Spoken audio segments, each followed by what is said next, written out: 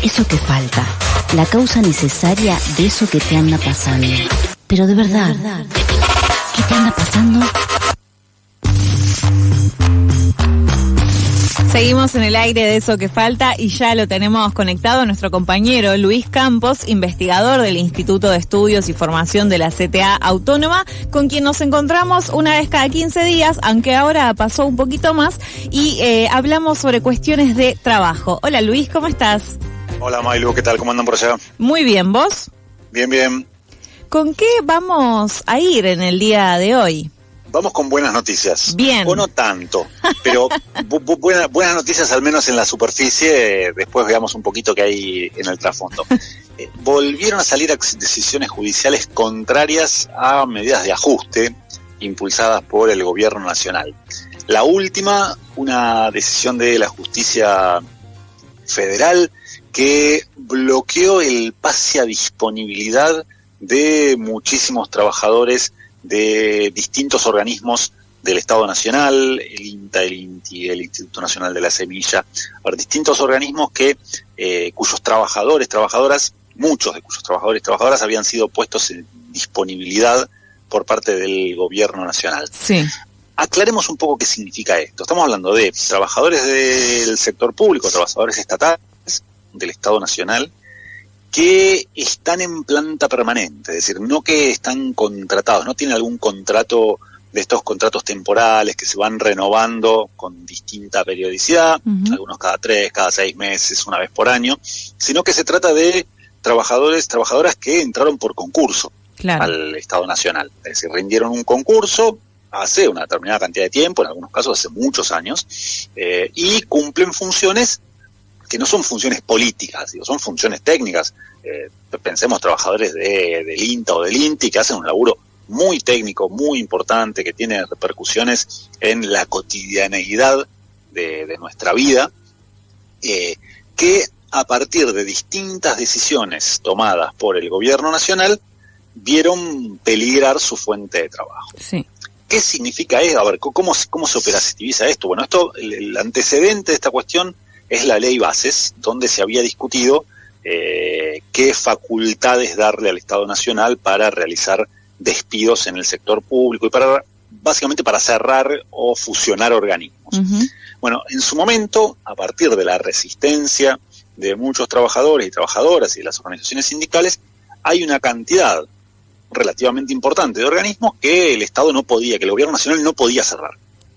Bueno, lo que hizo el gobierno nacional fue no darle mucha importancia a esta decisión del Congreso Nacional y avanzó muy fuerte con el cierre, con el desguace de los organismos, y la consecuencia de ese cierre, de ese desguace, en algunos casos implicaba el cierre del organismo y que pasara a depender con un rango menor de algún ministerio, en la mayoría de los casos del Ministerio de Economía, y con sus trabajadores lo que decidió el gobierno nacional a partir de este avance, de este mayor ajuste sobre el sector público, fue pasarlos a disponibilidad. ¿Qué significa pasar a disponibilidad a un trabajador estatal que está en planta permanente? Bueno, que durante un tiempo, que dependiendo de su antigüedad puede llegar hasta un año, queda sin funciones, es decir, no tiene la obligación de prestar tareas, a la espera de poder ser reestructurado, para de poder ir a trabajar a otro organismo. Esto, en las actuales condiciones del funcionamiento del Estado Nacional, no parece que vaya a ser la alternativa, sino que es un paso previo al despido. Claro. Es decir, no te pueden despedir directamente, te pasan a disponibilidad, pero teniendo en cuenta cómo funciona el gobierno nacional, claramente esto es el estadio previo al despido de ese trabajador, que tiene una garantía de estabilidad que proviene de la Constitución Nacional. El artículo 14 bis de la Constitución Nacional garantiza la estabilidad del empleo público, y esto tiene algún fundamento muy objetivo, que es que si esta estabilidad no estuviera garantizada por ley, por la Constitución, cada gobierno podría, una vez asumido, despedir a todos los trabajadores y poner a los trabajadores que ellos quieran, y esto no solo repercute en términos de la inestabilidad de esos trabajadores, esas trabajadoras ante cambios del signo político de un gobierno, sino que además trata de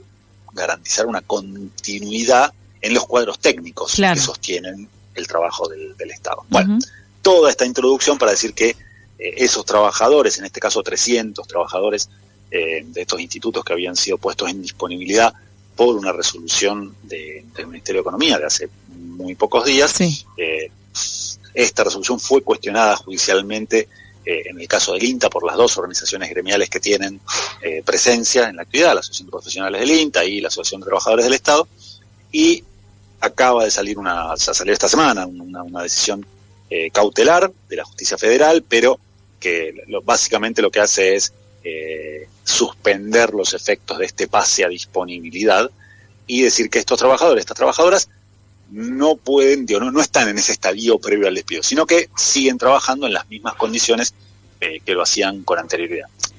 Esto es lo que dice la justicia ahora. No quiere decir que el Estado, el Gobierno Nacional, les vaya a dar tareas a esos trabajadores. claro. Sí, la aplicación real es otra cosa, pero bueno, en términos judiciales es un triunfo. Es muy importante. A ver, sí, es muy importante porque, de vuelta, más allá de que después el Gobierno Nacional está desestructurando el funcionamiento del Estado Nacional en derecho y en los hechos. Digo, es en las dos cosas, en los dos niveles a la vez. En los hechos, porque, a ver, está bien, no te paso a disponibilidad, pero si no te doy ningún tipo de financiamiento y no te doy tareas, es difícil continuar. A ver, una de las peores torturas a las cuales recurren los empleadores, ya no solo del sector público, sino del sector privado también, es no darte tareas, es decir, tenerte 8 horas sentado en una silla sin ningún tipo de actividad. Digo, esto de hecho es una violación a la legislación laboral. Digo, el empleador tiene la obligación de darte tareas. Sí. Con lo cual, en los hechos, esta lucha persiste, sigue. Pero que en derecho el Estado, que el Gobierno Nacional no pueda avanzar, y de hecho esta decisión judicial lo que hace es ponerle una traba al desmantelamiento institucional del Estado, no al desmantelamiento de los hechos, pero sí al desmantelamiento institucional. Sí. Y eso es muy importante porque te permite resistir desde otro lugar, te permite seguir realizando acciones de resistencia en las calles, a nivel institucional, por ejemplo, a nivel del Congreso. Esto seguramente cuando se vuelvan a discutir medidas de ajuste en el Congreso, los trabajadores, trabajadoras de estos organismos van a estar en condiciones de mucha mayor fortaleza para ir a pelear al Congreso, para ir a pelear en las calles, para pelear en la discusión pública. Y además recordemos que todas estas decisiones implican ganar tiempo. Implican que, a ver, el plan del Gobierno Nacional no va a ser modificado por estas decisiones judiciales. Pero lo cierto es que en la medida que el ajuste general no genera una mejora en las condiciones de vida del conjunto de la población, el Gobierno Nacional se enfrenta a cierta pérdida de legitimidad, cierto retroceso. Y en ese sentido, todo lo que implique ganar tiempo te pone en una situación de mayor fortaleza para resistir este proceso y en todo caso para estar mejor parado frente a un hipotético cambio en la gestión del Gobierno Nacional, que podrá darse en el 2027, podrá darse antes, esto no lo sabemos, pero lo cierto es que, de vuelta, no deja de ser una victoria muy importante, que se suma a otras. No es la primera decisión judicial que frena algún tipo de medida de estas características por parte del Gobierno Nacional. Recordemos desde la suspensión del decreto de necesidad de urgencia, del capítulo laboral. El 70 del 23. Claro, hasta otras medidas que se fueron tomando, por ejemplo, la suspensión del decreto que había establecido límites para el ejercicio de la huelga a través de la reglamentación de los servicios esenciales, es decir, distintas acciones judiciales que vienen teniendo un relativo éxito, que me parece que son importantes porque a veces corremos el riesgo de pensar que la lucha no sirve, que la lucha no lleva a nada. Y en este caso, la lucha en las calles va combinada con la lucha institucional. Claro. No hay posibilidad de decisiones judiciales que salgan favorables si no hay algún tipo de resistencia también en las calles. Por más que esa resistencia parezca que a este gobierno no le hace mella, que no le hace cosquillas, no funciona así. Los jueces suelen deben estar también pendientes de lo que pasa en las calles, y si bien, de vuelta, lo ideal sería no tener que llegar a presentar acciones judiciales, es decir, lograr estas victorias sin necesidad de tener que pasar por una acción judicial, lo cierto es que también esa lucha en las calles, en este caso de parte de los trabajadores y trabajadoras estatales, es lo que precede y es lo que posibilita que las acciones judiciales sean escuchadas de otra manera, sin duda, que los jueces le pongan otra oreja. Entonces, en ese sentido me parece que es una muestra de debilidad, porque, de vuelta, cuando lo único que te queda para resistir es la acción judicial, eso da cuenta de cierta debilidad, pero al mismo tiempo es una buena noticia. Y es una muestra de que todavía esa resistencia está activa y está viva. Sin dudas.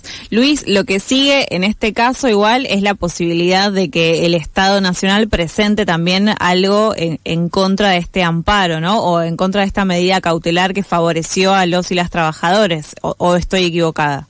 Sí, absolutamente. A ver, esto es una medida cautelar dictada por un juez de primera instancia, que obviamente va a ser apelada, seguramente claro, ya debe haber sido apelada por el Gobierno Nacional, esto lo resolverá la Cámara de Apelaciones, y después, llegado el caso, podría ir a la Corte Suprema. En el caso de una medida cautelar no suelen, y la Corte tampoco está teniendo un activismo muy fuerte, ni a favor ni en contra. Lo que suele hacer con estos casos es directamente no decidir y patearlo para adelante. Pero sí, claramente la instancia por ahí más importante va a ser cuando la Cámara de Apelaciones trate este recurso. Pero insisto, todo lo que implique patear para adelante el efecto de estas medidas es importante y es un triunfo. Sí, hay que gritarlo como un gol sin ninguna duda, básicamente. Absolutamente, el partido sigue, el resultado está abierto, pero definitivamente esto fue un gol, porque además los jueces huelen mucho el escenario político. No es mentira que los jueces no miran lo que está pasando en el escenario político, en la opinión pública, al contrario, lo están olfateando todo el tiempo. Y de vuelta, un escenario muy distinto sería que luego de las elecciones del 27 de octubre, del 26 de octubre, estos trabajadores, estas trabajadoras ya estuvieran efectivamente en disponibilidad. Claro. Es muy difícil volver atrás eso. Y algo muy distinto es que si en las elecciones al gobierno no le va tan bien, te diría que los jueces de la Cámara posiblemente tengan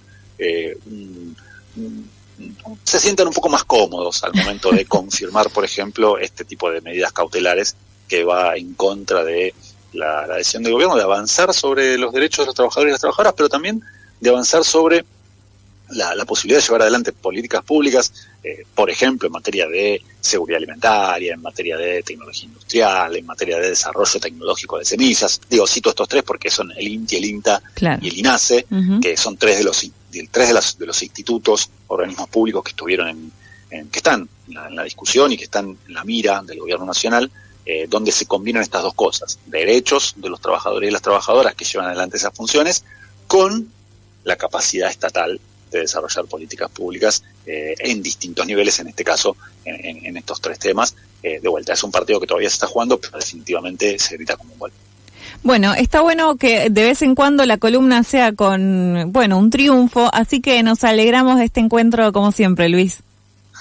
Buenísimo, Mailu, y sí, cada tanto hay que ganar goles. Te mandamos un abrazo grande y nos encontramos en 15 días. Dale, beso grande. Pasó así Luis Campos, él es investigador del Instituto de Estudios y Formación de la CTA Autónoma, con quien nos reunimos cada 15 días para hablar de temas vinculados al mundo